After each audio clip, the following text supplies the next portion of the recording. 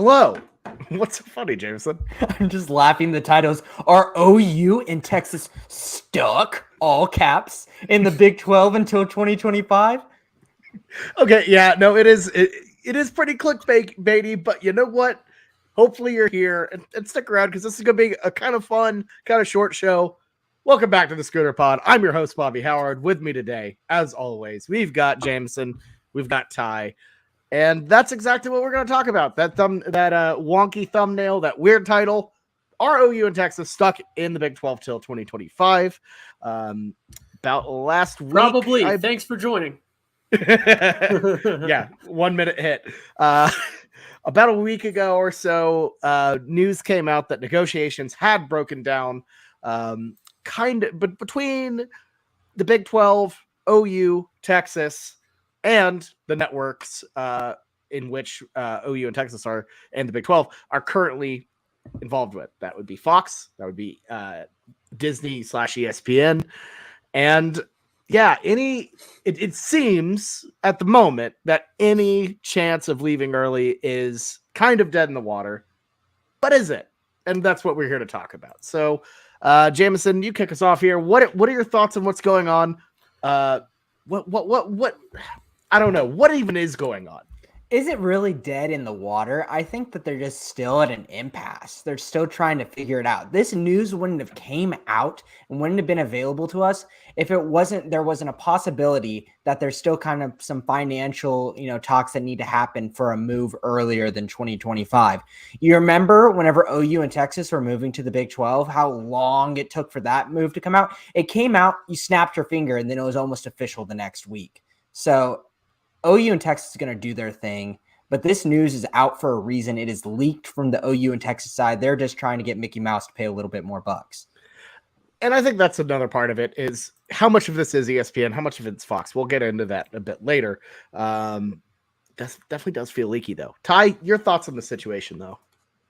Yeah, I think you have to look at the other side, too, not coming from the schools, but coming from the networks themselves, not specifically the networks involved, but how much of this is almost the same thing that we're doing right now, not to point the fingers at us. And we didn't do this deliberately. We did want to talk about this. This is the leading story in OU football right now, but how much of this is also nothing else to talk about. So let's start to really dig into the weeds and rehash something that has been out there.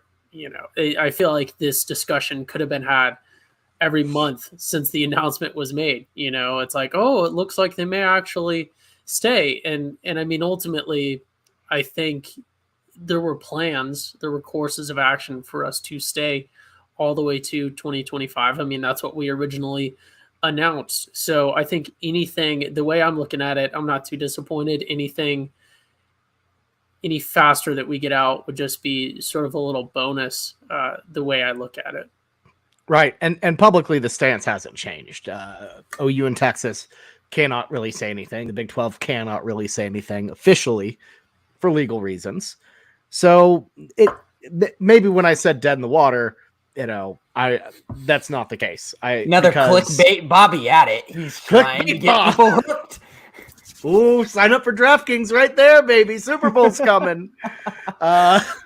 But no, Jamison loved betting in Louisiana. You should too. Yeah, just starting the ad off 4 minutes in to the episode, but not really. Stay around, folks. Stay around.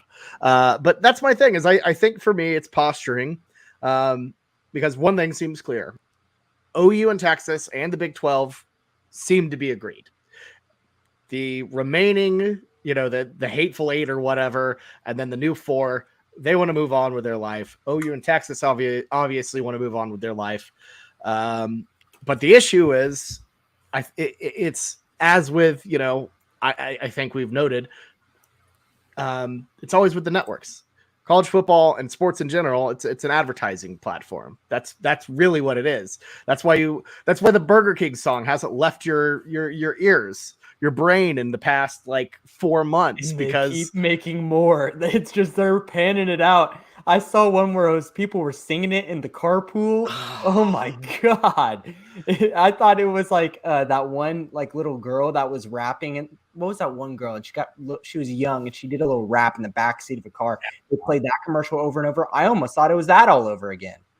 Which one's worse? The one in the car? Which new one is worse? The one in the car or the one that just goes burger, cheese, burger, cheese, burger, cheese? I enjoy the burger cheese stacker. Ugh. All right, sorry. We're totally off. I think you're the first person to to ever actually say that about the Burger King stacker, the Whopper stacker. Anyways, we're off the rails. Talking about Burger King, I got too excited. So, anyways, here's my thing: OU and Texas losing that market, those two pieces, changes everything. And not only that, so for the networks, they want that. They don't, especially for the network, for Fox, because the Big 12 has the agreement that's going till 2025 is with Fox and ESPN. ESPN's getting OU and Texas. They're in the SEC. They're fine with this. I don't think the mouse is the culprit this time, as much as Blake would love it to be. This is about Fox, who's about to lose OU and Texas. They don't want to lose those games, and because of that, they demand they want compensation. They want things to be figured out, because that's a big draw to lose. Replacing OU and Texas with UCF, Houston, Cincy, and a bunch of other garbage just isn't. It doesn't have the same impact. So it seems to me, my theory, and what others have theorized, the great Red Dirt Sport, always on top of this as well. Check him out on Twitter. If you're listening to us, you follow him anyways. What am I talking about? But he is on top of this realignment stuff. This is a Fox issue, I think. I agree, Bobby. I've heard the same. I don't know the proper term. I've heard the same discussions, I suppose, from our friends, like you mentioned, our friend of the pod, Boat and Blake, and then people that we speak to, and then looking at as sort of the discourse on social media. And there are a lot of people that have their opinions on certain networks, but I think, Bobby, like you just laid out, if you really look at it and sort of remove your personal feelings about whatever networks, it doesn't necessarily make sense for a certain network to be throwing a fit about this, because in their eyes, it's just, shuffling shells around on the table. They're still scamming the tourist either way. They're still getting their money with their shell shuffling game. Whereas Fox specifically is the one that stands to lose with an early exit, and would therefore, I think Fox is,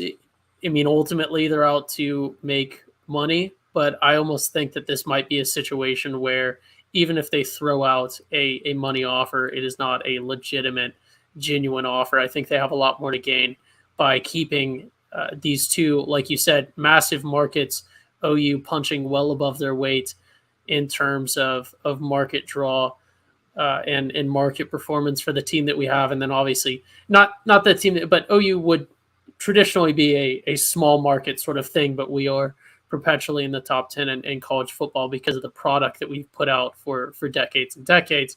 Texas obviously being, depending on how you measure it, either the biggest or one of the biggest markets in college football and a major draw. I think they just have a whole lot to gain by keeping those games, and I would almost expect that you would see Fox continuing to throw fits about this, not letting us move, throwing out unrealistic numbers to the schools and to the conferences to sort of get this ball rolling earlier at the same time, because like we just talked about, Fox has a whole lot they're losing a whole lot, but they have a whole lot to gain by not losing more than they're currently losing, if that makes sense.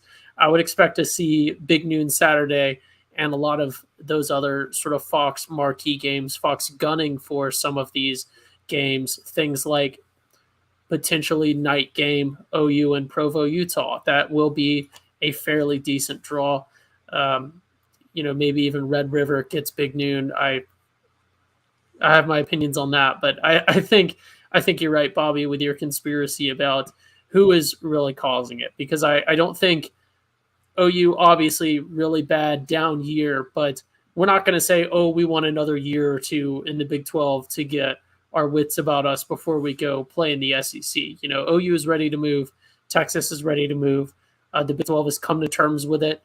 And I think the Big 12 is sort of in the same boat as Fox. They have a lot to gain by having this super Big 12 or whatever we're calling it, at least for one more season, which is now set in stone this upcoming season. But if they had another season of that, the Big 12 also does have some stuff to gain, but it seems that they are not the thing that's holding us up. You know, when you brought up Big Noon and Provo in like kind of the same sentence, it made me smile thinking about Big Noon kickoff in Provo. Just making those people, they're Mormons, they won't have an issue getting to a game at 10 a.m. That won't be a concern for them, but it's still funny. It's still funny for sure. Yeah, right. Honestly, here's the thing. I think we kind of came down to it, and people understand, a lot of this is on Fox, but it's not. I view this as it's not like it's Fox's fault. Fox is holding us back. No, Fox is doing what they're supposed to do. They've got a contract with us, and they're going to try to milk as much money as they can from it.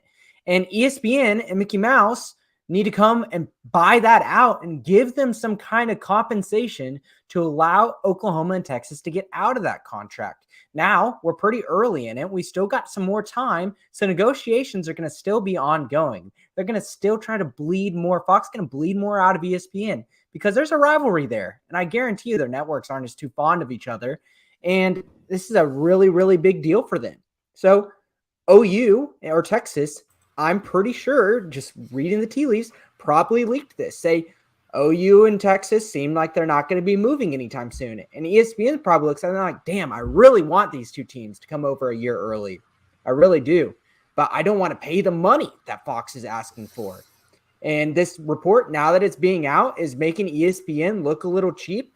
And it might push them, it might nudge them a little bit to have Mickey Mouse pay a little bit more money and try to get Fox on the same boat where they can do a buyout and move over early. I'm not saying it's dead in the water at all. I think this is just a clear move from either OU or Texas. Yeah, no, I agree. I really do think anything can still happen. There's a lot of time left. And, I think also we have to talk the Big 12 stands to lose a solid amount of money here, the remaining teams, because this deal that they have all the way through, it doesn't increase now that there are more teams. It just means their slice of the pie, which they were splitting 10 ways, is not, it's diluted. Now you have 14 teams splitting a 10-team pie. It's, if this buyout happens, OU and Texas would provide compensation to the teams they left to kind of balance things out a little bit, which I feel like would, kind of make them more whole. Fox is keeping them from that. So if anyone's like, oh, the Big 12 is just trying to bleed them, that's not the case anymore. That's not really it. That's not really the matter of it. And I also don't think the matter is that OU is broke. I don't think OU specifically is broke in this matter. They definitely took their time, but at the same time, there are larger forces at hand here. Yeah, and it's definitely one of those situations where just because you have the money doesn't mean that it is the best course of action to spend it, especially when we're talking about something like this. I think we've touched on sort of what the conference has to gain or lose with this, what the Big 12 specifically has to gain or lose from this. And we touched on what some of the networks have to gain or potentially lose from this. I want to pose the question to you, Bobby and Jamison. What does OU have to lose specifically? Because we could go on all day about how, this is actually good for us if this, and this. What does OU have to lose specifically if we don't go until 2025? Porter Moser. Obviously, okay. Porter Moser's gone no matter what. Porter's so long gone. This dude is checked out. That man is trying to buy a house in South Bend right now. He's done. Go ahead. I don't blame him, but honestly, it's money, and obviously being on the SEC side in terms of their TV deals. But the other side of it, if you look like just the football, I'm not caring about the business of this because obviously the business is what's going to make all of this decision. That's the brunt of it. But as podcasters, we can talk about the football. If I'm Brent Venables, obviously he was hired on with the mindset that I'm a fearless leader and I'm not scared of anything. And I am the complete opposite of Lincoln Riley, who was scared of the SEC. I'm ready to tackle this head on. I think straight up he would be ecstatic if we moved into the SEC into 2024. But at the same time, I'm sure his brain, his heart's probably saying 2024, let's do it. He's a very passionate person. But I'm sure there's a spot in the back of his brain saying in 2025, might be a good idea to give themselves an extra year after what happened last year. Get their feet, start getting momentum towards that full sprint so you can sprint into the SEC rather than start limping across like what we did with the 6-6 season. So to be honest, as a Sooner fan and the coaching staff, I think overall, I don't really care too much what happens. It would be really cool if we moved into 2024 because there's so many new teams. I think being in the SEC would bolster our our recruiting and our competition. But at the same time, if it's eventually going to come the next year, I can wait and I can be just fine. And the recruits are going to be still playing in the SEC. The guys that we're recruiting right now will still be playing their SEC ball before they get drafted. I just don't think it's going to change too much in the grand scheme of things. Yeah, I mean, I'm with you. Another lame duck year really wouldn't be the worst thing in terms of roster building, in terms of all that. I think as a fan, we're ready to get out. Obviously, the officiating decisions aren't everything. Here it goes. You should be able to rise above that. At the same time, we've seen some chicanery in regards to OU and Texas. I'm just kind of tired of it. I'm ready to move on. I think it's been annoying across the board. I'm not saying it's rigged against us. I'm just saying they're the reason we were 6-6, Bobby. Just say it. We had no. I'm not going to go full Gooner on that one, but no, it was what we had one holding call against us all season. Two. I think it was 2. That was really bad. It was 2, and Texas had 3. I think.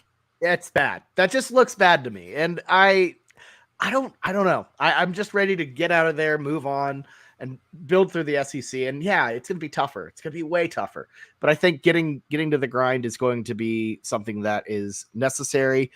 And I think having that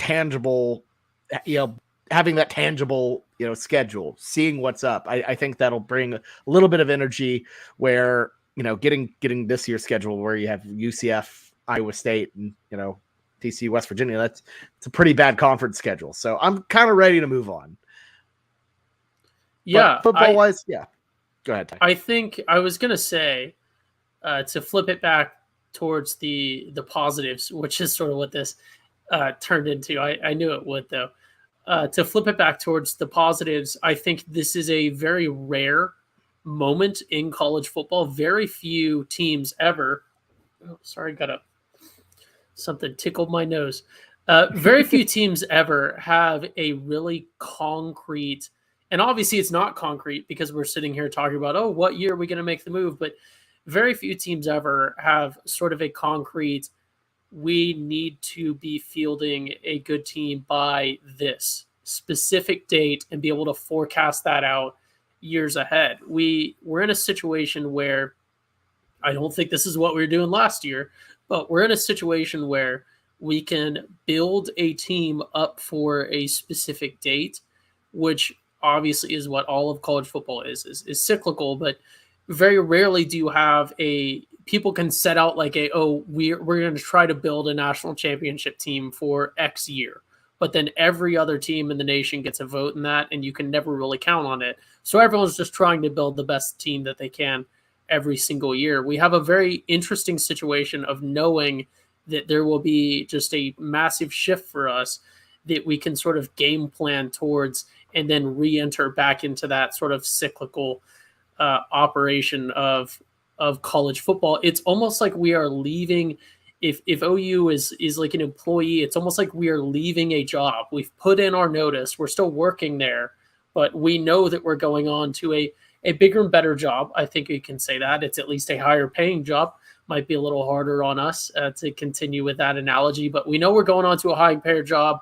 The contract has already been signed. We've put in our notice, and at this point, we're just wondering what our last day of work is going to be. And that's a very, very, unique situation within college football. Very few teams have that ever. That's generally, we're seeing a lot of conference realignment right now, but that's just generally not the norm. It might be becoming the norm soon, but it certainly is very, very interesting. I'm not sure if I described that situation properly. I think my job analogy was did. Okay. But you made me think of one thing, and I kind of want to get y'all's mindset on this is, looking at, preparing us best for the future, whether that be 1 year left in the Big 12 or 2 years left in the Big 12, and what date, our team needs to be very successful going for a national championship.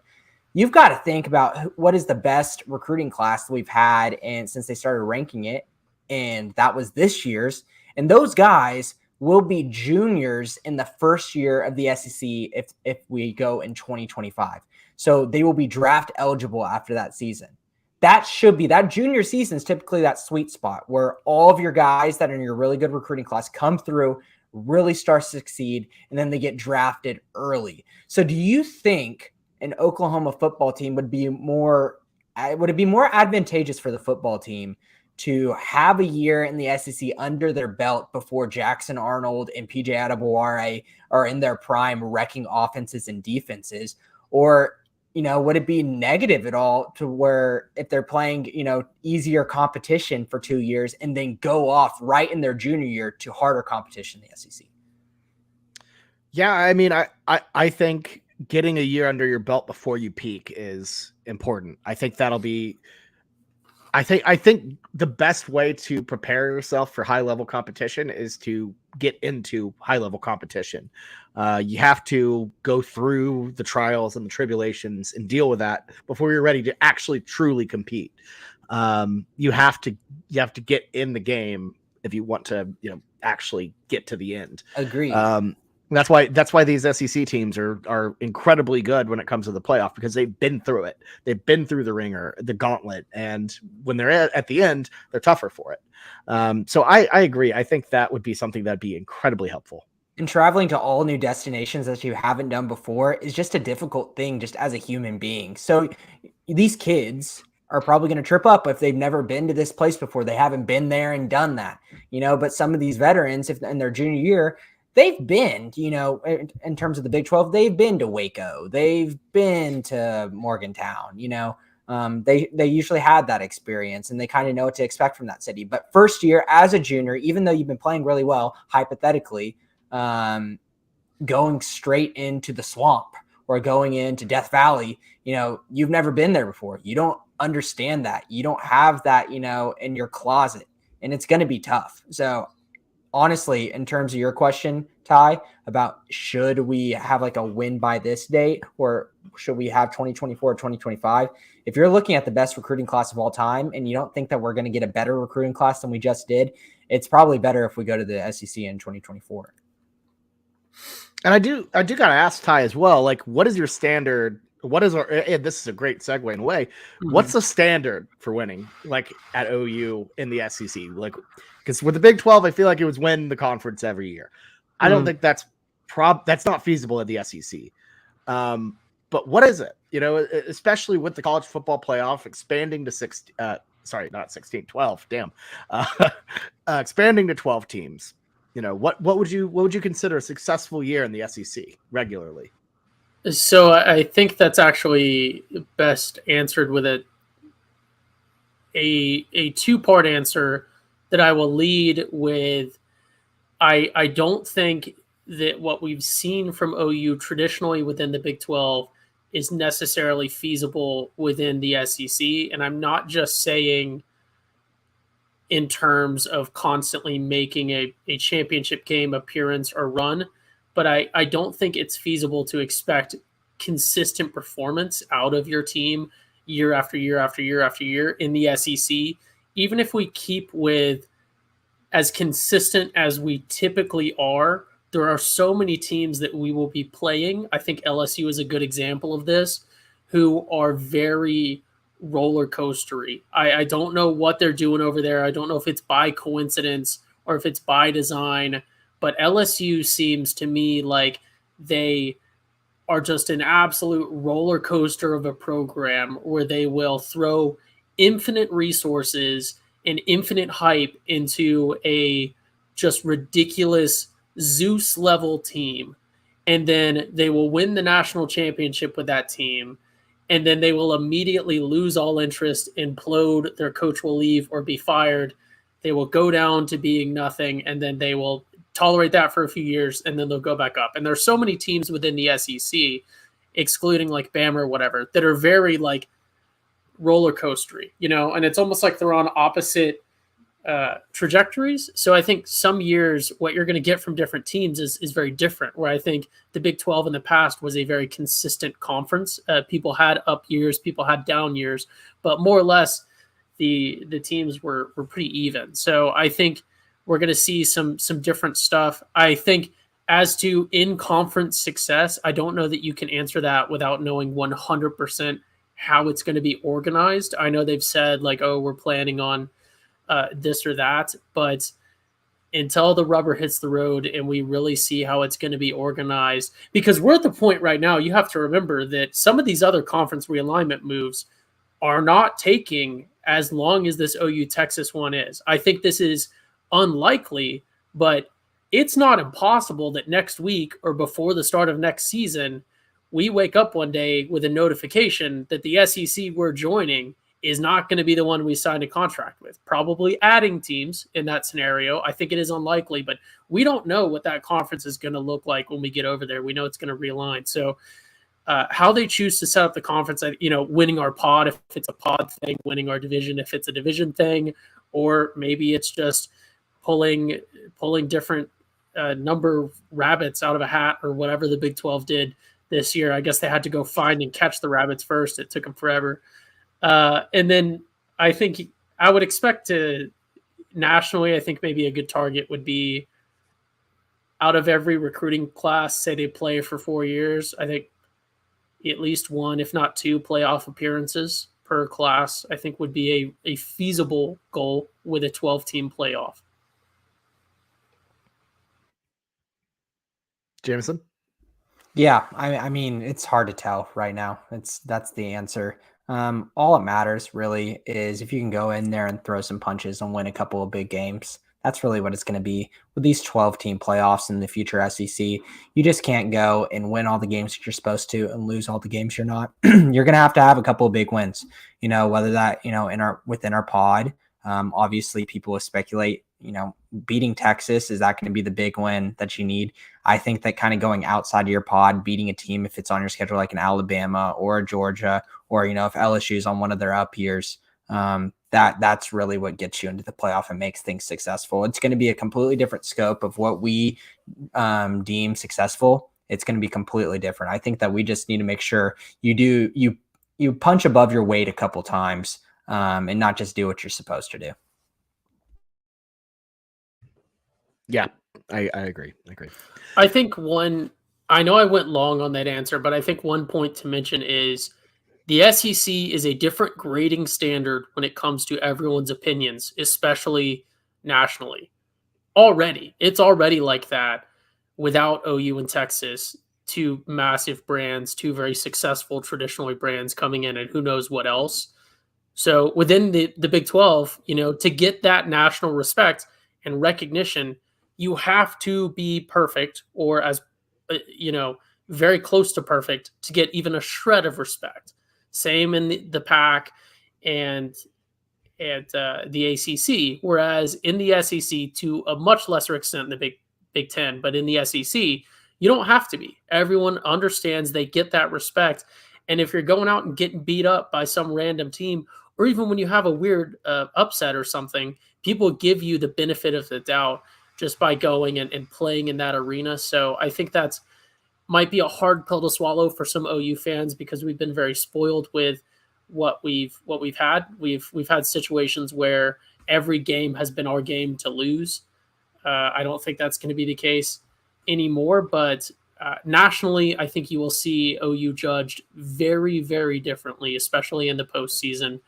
And I think you'll see a lot more respect on if we put together a 10-2 season. You're going to see a lot more respect on that than you would within the Big 12. And I think also, like, not only that, but with the expansion of the playoff, getting in is going to be, you can play your way in.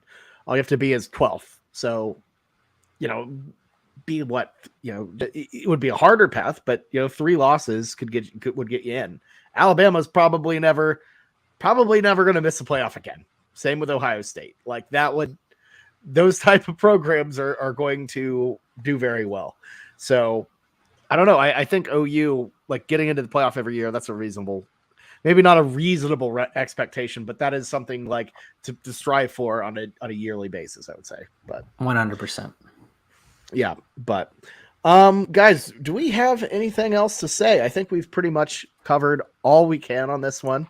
I get, but here's the thing too. It's Super Bowl week, Jamison. Did you know that? Of course. Have you been keeping up with the Are the National Chargers Football in? League? That's what we're asking Jamison. They could have been. Let me tell you something. Let's start with it. They wouldn't have blown the 3rd largest lead in NFL history. We would have destroyed hobbled Patrick Mahomes if he got a high ankle sprain versus us. Not like the Jaguars. Jaguars absolute trash. I know I've talked about this in another episode, but we would have beat hobbled Patrick Mahomes. I bet you we could have with one of the best pass rushing duo in the NFL. But let's not get started on there. I'm Team Eagles. Team Eagles, baby. Go Birds. But Jamison. That's the only important thing really happening this weekend for all of us, I would say. But I gotta say, guys, it's the biggest Sunday in sports, and if y'all are ready, DraftKings Sportsbook, an official sports betting partner of Super Bowl 57, has all the Super Bowl action you need. New customers can bet just $5 and get $200 in bonus bets instantly. Plus, all customers can get in on the Super Bowl 57 excitement with DraftKings Happy Hour Super Bonuses. Check the DraftKings Sportsbook app every day between 6 p.m. to 9 p.m. Eastern. Okay, that's a weird script. It says update for Pacific. So 8 p.m. Central Time. If you're in a Central Time, whatever. We don't even have DraftKings to see what the prop bet will be boosted. So look, let's go ahead and talk about the Super Bowl a little bit. Jamison, you said you're pretty big on the Eagles. Why do you like the Birds here? Well, I mean, obviously, as an OU podcast, got to talk about Jalen Hurts. I think there's plenty of players on the Chiefs that are doing really well from OU, but at the same time, you got to kind of look at the quarterback position from OU and how everyone knows OU as being, a quarterback factory. OU needs to get a quarterback winning a Super Bowl. So what needs to happen. And Jalen Hurts is the guy that I never thought would happen. I remember when Jalen Hurts was going through the draft, we were talking about him the 2nd or 3rd round, and could he be a franchise quarterback? I'm like, there are a lot of plays that he made at OU throwing the ball where he'd throw across his body, he'd make the wrong read. I'm like, I don't know if I'm really liking this. I don't think he can be that kind of guy. And the way the Eagles have played him, they take all of his weaknesses away. They play into his strengths, and they give him one of the best offensive lines in the NFL, and then absolute studs at the wide receiver and tight end position. It's just making him look great. And this is their time. This is the Eagles' time. Patrick Mahomes will continue to do this for the rest of the years. Creed Humphrey, Orlando Brown, they'll get their rings. Jalen Hurts, I don't feel like that window is as large. So I'm definitely going for the Birds here. And I guess what would be Kennedy Brooks on their practice squad, maybe. I should probably look up the list. I know that there's one. I think there's one more. Lane Johnson. Lane Johnson. Of course it's Lane Johnson. Duh. I was just talking about how good their offensive line was. Yeah, no, the amount of Sooners in the NFL, or not just in the NFL, but in the Super Bowl, 7. So you got Creed, Orlando, Blake Bell, and James Winchester. I guess is Kennedy Brooks even on their team anymore? Did they cut him? He's on like a provisional squad or something. I don't even know if that even counts. If you get that, Brett Calcaterra, kind of. Oh, that is true. That is true. That he's been playing. So yeah, that works. Yeah, that works. But no, it's a really, really cool to have Sooners in the Super Bowl. There were years, I remember years where we'd have 0. Like that used to be it used to be a big deal if there's 1. So pretty cool for sure.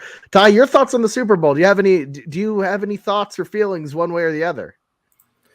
I do. I have a bit of an OU connection that does not specifically link to our current football program. But the flyover, because we know I love flyovers. The flyover for the Super Bowl is a bit significant. So the Navy will be doing it. They're celebrating 50 years of women in naval aviation. So big flyover. I think 4 to 6 jets, depending on some maintenance availability and stuff. All female air crews. And how that ties in to OU is I wear my little Norman Naval Air Station Zoomers cap, as everyone knows if you watch the videos every week. The OU airport used to be, as we all know, during World War II, was taken over by the Navy for training. One of the things that they trained there was women in naval aviation. So obviously you can tell by 50 years, it was not the specific milestone that is being celebrated at the Super Bowl, but women really started to get their start in naval aviation right here on OU's campus, the North Campus or the airport, depending on what you know it as, depending on your time in. So interesting little historical tie-in to remember the flyover that you're seeing at this Super Bowl, where we will see many OU players playing on the field, also can trace its roots if you follow the line far enough back right here to OU's campus as well. So kind of a neat little tidbit. I was actually looking for a way to slip that in. So if you find that interesting, if not, there's some really loud, really fast, really cool looking jets that are going to fly over and maybe take care of any balloons that are released as well. That's true. Just in case they wanted to send any back over. I don't know if that particular country. Watch out! That country blimp. Is that yeah? Hey, who knows who's behind that? But yeah, that's what they were. That's why it was over. They just needed a way to watch the Super Bowl. But anyways, so I'm on the Eagles though as well. And before we move on, and I give you a little bit of instructions of how you can take some of these bets. What's our favorite prop bet of all time for the Super Bowl? Tails, baby. And we continue to lose it for the past 3 years because it's been heads 3 years, but I'm going to continue to do it. You get minus 103 odds on that one for a true 50-50 thing. Come on. That is just so fun. A DraftKings Sportsbook, it's plus 100 for tails and plus 100 for heads. Oh, yeah. That's a deal. That's a deal, folks. Plus 100 for heads or tails. They're stepping it up. They're doing some good stuff here. Our friends at DraftKings. I love the over/under on the national anthem. That's always a fun one. Gatorade one's not as fun because you're all tired. You have work the next morning. That you have to wait to the end of the year or the end of the game. So that's a bit of a bummer. But Ty, any particular, Super Bowl, props, any traditions you like? Are you? Yeah. I was gonna say the time total for the national anthem. Like you said, I believe it is right at 2:30 is the line. Or whatever it is for this one. It's a country singer. They're known to go long. I guess traditionally, if you want to look at I guess historical records they're all different singers and stuff. So not really anything to look at. I guess really probably the craziest one. I'm looking at DraftKings right now. There are some interesting ones. I keep the DraftKings app downloaded personally, and this is not an ad read. This is just personally. It's kind of funny to look at. Some of the bets that'll get put out there, like any offensive lineman to score a reception touchdown as a massive payout and stuff like that, and just kind of keep familiar as well. So even if you aren't somewhere where you can use DraftKings, you can still sign up, create an account with the promo code, and view what's going on and stay familiar with stuff. So that did turn into a bit of an ad read, if we're being honest. Oh yeah, no, we're still in the ad read, folks. This is this is branded content. You love to see it. My favorite bet, though, this is the funniest one. The doink bet, essentially. Any field goal or extra point to hit an upright or a crossbar plus 450. I need a doink bet. If Brett Maher was in this game, I'd be hammering the doink bet, which just would be fun. Yeah, but of course. I'm looking at stuff. I'm looking up what the hell an octopus is, Will there be an octopus is plus 1400? I'm really confused. Is that for the halftime performance? I have no idea what this Does that means. mean I'm guessing something? it has something to do with like 8 points, maybe. I can't even figure it out. But if you know what an octopus is, plus 1400 odds for yes. Wait. I think I found it. Is it a touchdown and a 2-point conversion? That's too easy. People That would can't do be right. that. That can't be No. right. I'm having to skim the whole thing because it won't just tell you at the start. What is an octopus? It is a real thing. An octopus is a real football stat invented in 2019 by someone named Mitch, a writer for Sports Illustrated. It occurs when the same player who scores a touchdown also scores the immediately ensuing 2-point conversion. So it is 8 points, but it would be like Jalen Hurts, quarterback sneak touchdown, Jalen Hurts, quarterback sneak, 2-point conversion. I kind of like the octopus. I'm not sure. You might want to check and see, could it be like Jalen Hurts run touchdown, Jalen Hurts passing 2-point? It can't be a pass. It has to be. It can't be a pass. Okay. Right. I was going to say if it could be a pass, that's a great one. Potentially. It'd probably be like a Travis Kelce is your best bet. Yeah, it's a good running back, good tight end. Yeah, plus 1400 for a Kelce octopus. I like that. I don't like that. I think that's a pretty saucy bet right there, folks. So I kind of like that. But yeah, Chris Stapleton, maybe he goes long, maybe he goes short. We'll see. But look, if you liked any of those bets, oh God, Ty. If you liked any of those bets, though, you can download the DraftKings Sportsbook app and use promo code TPPN. New customers, as I mentioned, can bet $5 on Super Bowl 57, get 200 in bonus bets instantly. Only at DraftKings Sportsbook with promo code TPPN. The minimum age and eligibility restrictions apply. See the show notes for details. All right, that is all we have for for this episode of the Schooner Pod. I've enjoyed it. Jamison, big weekend. Looking forward to hanging out with you, and should be a good time. So, how you feeling? You can just say I'm getting married this weekend. It's not like it's hidden. It's yes, I will be now to complete our Schooner Pod trio as all married men. Oh yeah, no, I'm sure all of our listeners are heartbroken that all three Schooner Pod. Well, there's been a couple listeners that are very upset the Ty's off the market. So, cut us off before I go too much. Yeah, time to Ty. Any final thoughts? No, I didn't get to slip it in there earlier. God, terrible phrasing to follow. We're not doing phrasing anymore. I did not get to mention it earlier, but I am also rooting for the Eagles in this one. There you go. Sweep for the birds. Sweep for the birds. Love to see it. Love to see it. I actually have a friend who's a big Eagles fan who just got "Go Birds" tattooed on the inside of the lip, which is quite a wild thing to do, but it's Philly. That's the most Philly thing I've seen in a while.